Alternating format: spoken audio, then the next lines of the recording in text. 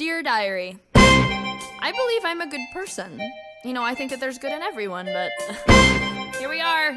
First day of senior year! And I look around at these kids that I've known all my life and I ask myself, what happened?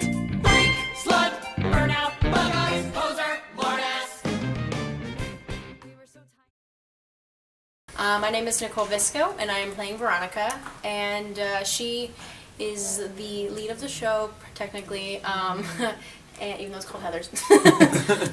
But she's pretty much your average invisible girl in high school that ends up making her way into the popular clique, and it's how she handles that, because like the Heathers don't have morals necessarily, but she does, and it's how she handles that, and then she meets JD, who is her love interest, and it's how she handles him too. It's a lot of her being like, okay.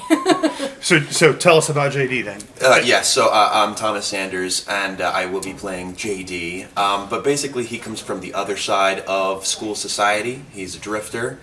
Due to family situations, he goes from school to school, and he's kind of numbed himself to school society. And when he meets Veronica, her level of intellect sort of matches his, and he takes Veronica down a much darker path towards getting back at the Heathers for what they have been doing.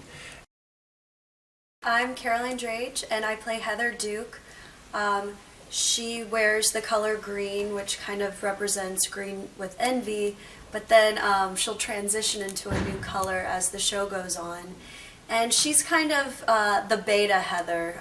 She looks to Heather Chandler and kind of looks up to her and wants to emulate what she does, but she has a lot of insecurities that she really can't get past, and a lot of internal struggles, and she doesn't quite have the confidence to pull off being the main Heather from the get-go.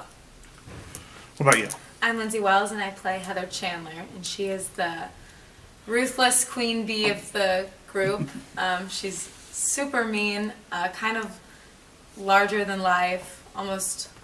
She's kind of perfect in the way she never shows any sign of weakness. She's very brutal, and everyone wants to be like her, so. I'm Jillian Gizzy, and I play Heather McNamara, and she is also part of the Heathers, but I would say that she's probably the sweetest one.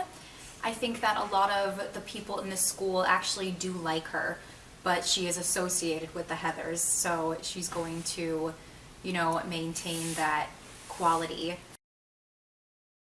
I've seen the movie, I've listened to the cast, but I've never seen the show. Mm-hmm. The movie, you think of it as a really dark comedy with some social commentary mixed in. Does that translate to the stage show as well? I think if not better.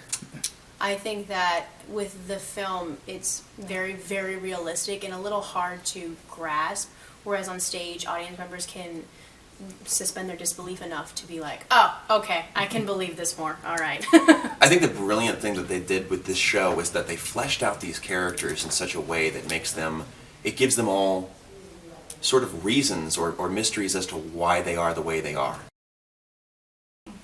So the Heathers are, they're a group, they're a clique, they're a team. How do you three work together in this show during rehearsals and all that stuff? Well, and since the majority of our scenes are together, we do get to spend more time together than we do with other cast members, and we have gotten a lot closer, and I feel like we get to share a lot of moments because we have similar costumes of just kind of being like, look at the three of us, we look cool, and stuff like that, so. Even backstage, we're just getting ready together, and no one else is, but we're all doing our hair, looking in the mirror, like, oh, you look cute. It's rubbed off on us a little too much, maybe. Yeah, I gotta remind myself, that's not actually who I am. How would, if you pick, let's say, one word, how would you describe yourself in high school? Hold on, I gotta think. Take your time. For me, it would definitely be eccentric. I was an eccentric kid, so that led to how do you say that? I ostracized myself a lot through my eccentricities, but at the same time, it helped me get into theater. It helped me find a group that I identified with, so it was, on one hand, made me stand out, but also brought me closer to people that I was very akin to.